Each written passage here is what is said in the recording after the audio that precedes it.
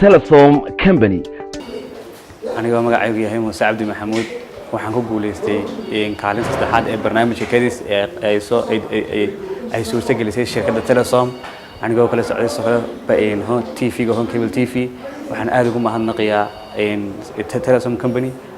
or Telesom Group taasoo aan ka faa'iiday aqoon muxuu ahaayay maadi diini dhaqan inta isku jirta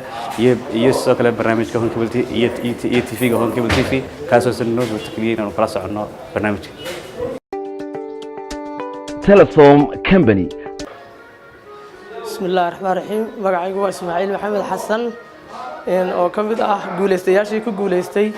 barnaamijkan Kadis ee Telesom ugu tala gashay macaamiisheeda waxaan galay kaalinta saddexaad ee waxaan ku guuleystay jaysadan marka hore waxaan u mahadnaqayaa Ilaahay Subhanahu wa Ta'ala marka labaadna waxaan u mahadnaqayaa shirkadda Telesom oo had iyo jeer aad u jecel ama ku dadaasha inay macaamiisheeda dib ugu celiso gaar ahaan bisha Ramadaan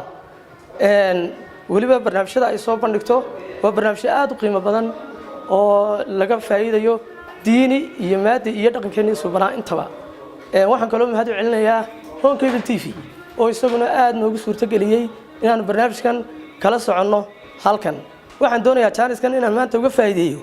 shirkadda Telesom fariin aan u dirayo fariintaas waxa weeye maadaama ay leedahay shaqaale aad u hufan iyo adeeg fiican in ay noo samayso adeegan korontada ama leerka in magaalada ay ku baahiso taasoo baahi weyn aad iyo aad loo qabo assalaamu calaykum waraxmatullaahi wabarakaatuh